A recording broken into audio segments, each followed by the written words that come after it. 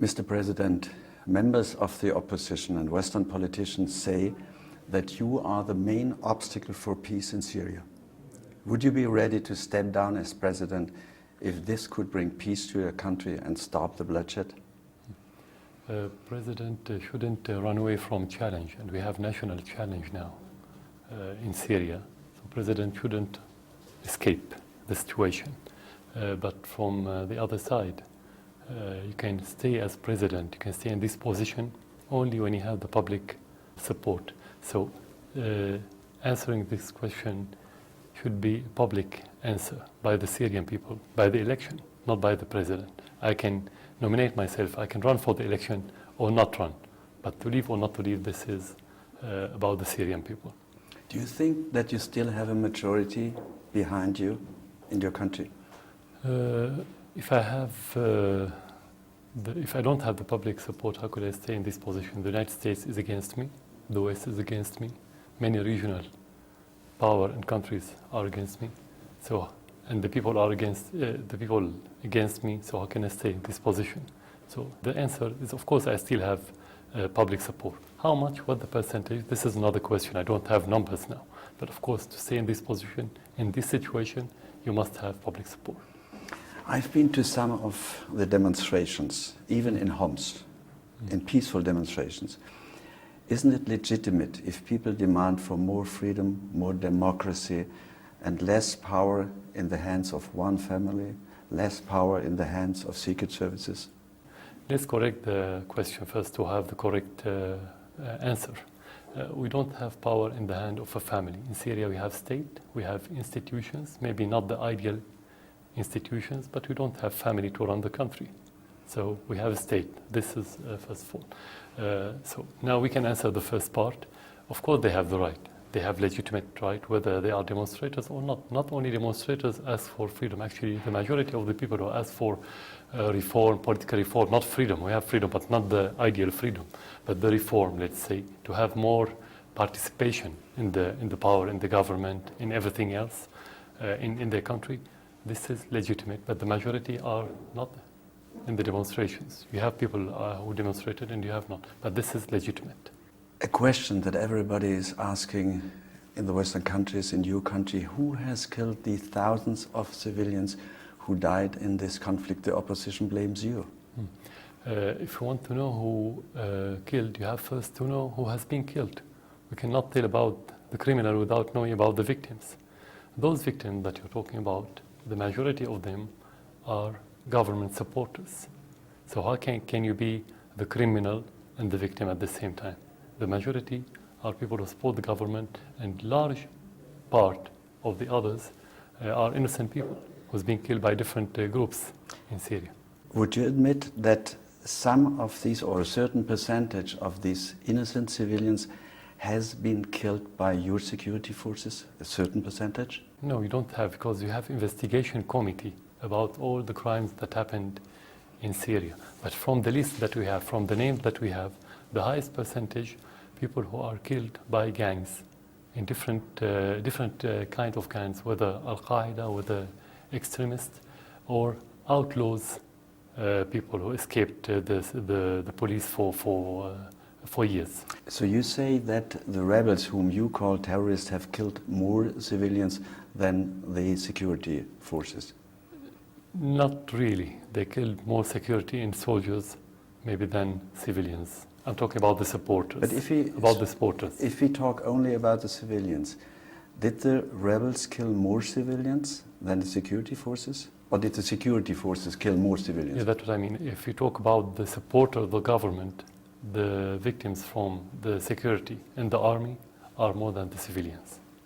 You said there are investigations against those members of the security forces who might have killed innocent civilians. Have some of them been punished? Yeah, of course. They were detained in prisons. In prison? They've been they are subjected to trial now, like any other crime. Who has committed the massacre of Hula, in which more than 100 people were brutally murdered, among them many children? Yeah. Gangs came in hundreds from outside the city, not from inside the city, and they attacked the city, and they attacked the law enforcement forces unit inside the city, and then they killed many families, and as you mentioned, children and women. And actually, those families that's been killed, they are government supporters, not opposition. I was told by somebody who lives in Hula and who lost members of his family. He told me that the killers were army uniforms. Why did they wear army uniforms?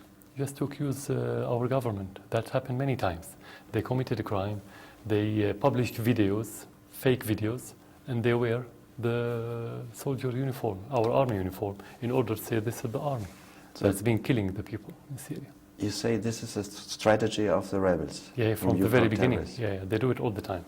Not only in Hula, in many places. Who are these rebels whom you call terrorists?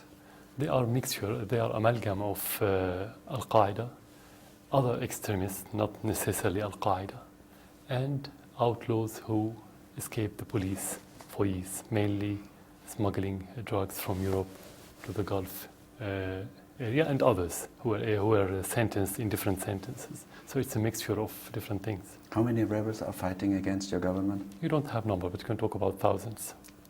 20, 30? You cannot tell. I wouldn't give you any number if not precise. Would you say that all these rebels are terrorists? It depends on the act. If they attack people and burn and destroy, of course this is terrorism by the law. But you have people who are implicated without being criminals for different reasons. Sometimes for financial reasons, they pay them money. Sometimes under threat, and sometimes for certain illusions and delusions. So not all of them are terrorists. That's why we absolve many of them when they give up their armaments. Okay. Did you capture some of the Al-Qaeda fighters you were talking about? Yeah, we caught many. Tens of them. From which countries? I think from maybe Tunisian and Libyans, I think. Could I meet one of them? Yes, you can. With a translator? Alone? Yeah, of course. What is the role of the United States in this conflict? It's part of the conflict. They offer the umbrella and political support to those gangs to create stability or to destabilize Syria. You say the United States is politically supporting the rebels. Yeah. Is that correct? Yeah, exactly. And you say these rebels whom you call terrorists kill civilians. This means you're accusing the American government of being at least partly responsible for the killing of innocent Syrian civilians. Is that correct? Of course, exactly. As long as you offer any kind of support to terrorists, you are a partner. Whether you send them armament or money or public support, political support in the United Nations, anywhere, any kind of support, this is implication. You know that Western politicians see the situation differently. Yeah. And they are discussing a military intervention in Syria. How would you react? Would you retaliate against Western countries? No, it's not about the retaliation, it's about defending our country. Our priority is to defend our country, not to retaliate to anyone. This is our duty, and this is our aim. And you're prepared for such an attack? Whether you're prepared or not, you're going to defend your country. But you have to be prepared. If for you the United States is part of the problem, why don't you negotiate with them? Why don't you invite Mrs. Hillary Clinton to Damascus? Why don't you make the first step? We never closed our doors in front of any country in this world and any official, as long as they want to help in solving the problem in Syria, providing that they are serious and honest. But they close their doors, so we don't have any problem. We always announce publicly that we are ready for any kind of help or dialogue. You would be ready for a dialogue with Mrs. Hillary Clinton? You would be ready to walk with her through the streets of Damascus, to show her the hospitals, to show her the situation in the city? As I said, we don't close the door in front of everyone, including the Americans or any other one. It's not particularly Mrs. Clinton or any other American official. Of course, we don't have problem. We did it many times with others to walk in the streets, as you mentioned, and we'll do it again. We don't have problem, of course. Let's come to the internal situations. Are negotiations with the different opposition groups still a realistic option, or do you think you have to fight this conflict out till the bitter end? Dialogue is the strategic option. whatever you do, whatever other option you have, you need a dialogue, at least to make sure that you can do something peacefully. But as long as you have terrorism, and as long as the dialogue didn't work, you have to fight the terrorism. You cannot keep just making dialogue while they are killing your people and your army. But you could have a dialogue with those who are not terrorists. We had dialogue last summer, and we kept inviting them. Some of them accepted the invitation, and they made dialogue, and they participated in the elections in the parliament, and they had some seats in the parliament, and they have portfolios in the recent government last week. But they got only 2% in the last elections. Yeah, this is not our fault. We don't have to offer them the percentage. So we don't create the government. Would you be ready to talk also to the opposition in exile? Yeah, and we announced that. We said we are ready to talk to anyone.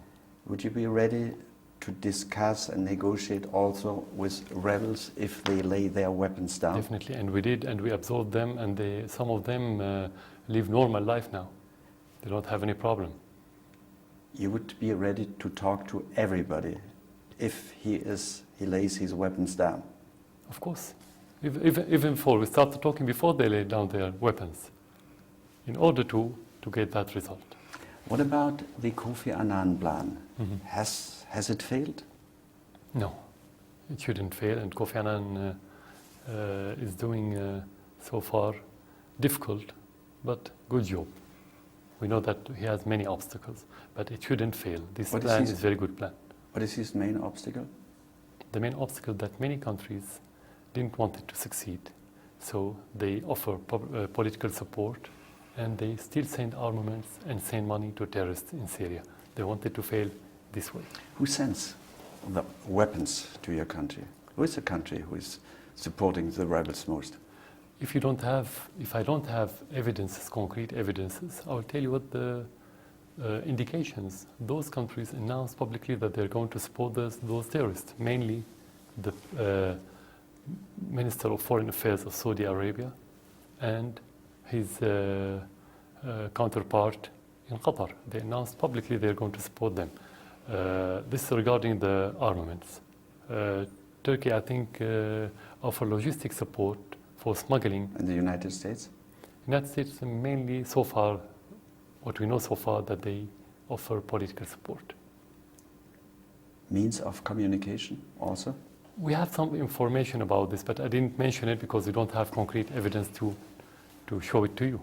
What about Kofi Annan's plan for a united government, for a unity government, for a government formed by the different groups, with the opposition groups, with Baath Party members? Yeah, you're talking about the Geneva conference now. He's planned for a unity government, yes. Yeah, we talked about it in Syria. Now we have a unity government where you have the opposition that participated in the parliament, participated in this government, but you should have criteria. How do you define opposition? You may have tens of thousands, hundreds of thousands, or millions. Could they participate? You need this kind of government, the democracy needs criteria and needs mechanism. For me, the mechanism is the elections. If you represent the people, you go to the election, you run the elections, you win seats, you can come to the government. While if you're only opposition but you don't have any seat in the parliament, who do you represent? Yourself? When are the next elections? Which elections? Yeah, parliamentarian? you were talking about the elections. The next election. No, I'm talking about the parliamentarian. Election. I'm talking about the parliamentarian. It was only 2 months ago. Yeah. Or a month ago. But for example, the opposition in exile didn't participate in these elections. Would you accept members of the opposition in exile to participate in an interim, let's call an interim government? If they can comply with our rules, with our laws, they not participated in criminal acts or asking the NATO or any other country to attack Syria, which is against our law, they have the right to participate. We don't have problem. Many of the opposition in Syria, inside Syria, participated. Why to ban the opposition outside from this participation? We don't have any reason as government. A man like Galyoun, or he's the president now of the National Council, you would be ready to accept them? It's not about the names or the position, it's about the principles. We have to go back to the file. Does he have anything legally to ban him from being part of these elections or not? So this implies on everyone. So it's not about names. Mr. President, when you think about what happened to the leaders of Egypt and Libya, when you remember the pictures that we all have seen on TV, aren't you scared for your family, your wife, your little children?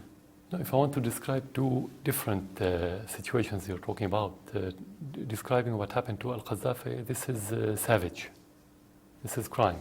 Whatever he did, whatever he was, nobody in the world can accept what happened to kill somebody like this. What happened to Mubarak is different. It's a trial. Any citizen, when he watches a trial on TV, he would think that I don't want to be in that position. So the answer is don't do like them, don't do like him. But to compare or to be scared, you have to. To be scared, you have to compare. Do we have something in common? No, it's a completely different situation. What's happening in Egypt is different from what's happening in Syria. The historical context is different. The social fabric is different, and our policy was always different. So what's in common? You cannot compare. So you cannot feel scared, but maybe you feel sorry or pity or whatever. But nevertheless, you have a hard opposition. You have hard fighting rebels, and you know what these rebels want to do. So my question, I repeat it: aren't you scared for your family? The most important thing is that when you do things that should be in compliance with your convictions, this is where you can feel relaxed. You don't scare, because the people can disagree with you, but at least trust you that you are doing something for the interest of your country. When you defend your country, why to be scared? When you do something to protect the people, why to be scared? You may say that you have thousands of victims. What if you have hundreds of thousands of victims? So that's what's supposed to be in Syria. But in the end, what is your solution for this conflict in this country? And I ask again my question, do you fear or do you think you have to fight this conflict out till the bitter end? I repeat it. We have two axes of the solution. The first one, you have to fight terrorism. There is no question about fighting terrorists. Nowhere in the world. What would you do if somebody killed civilians, kill innocent people, kill children, and kill your soldiers, and kill the soldiers, and kill the police, and kill anyone? You have to fight with him if he's not ready for dialogue, and that's what we've been seeing so far. The other axe is to make dialogue with different components, political components, and at the same time to have reform, to participate everyone, and the people will decide who should be our representative, or the people's representative, through the ballot box. Couldn't these reforms come a little bit faster? It's subjective things. You think it's faster, I think it's slower. But at the end, the principle is that you do as fast as you can without paying a heavy price or without having a lot of side effects. So as fast as possible, and that's not related to me or to the government or to the state, that's related to the objective circumstances in Syria. Mr. President, our time is running out. Where would you like to see your country in 2 years? What is your vision for Syria? I would like to see it in every year in prosperity. Prosperity means better economy, better in every aspect, culturally and whatever, but that needs security.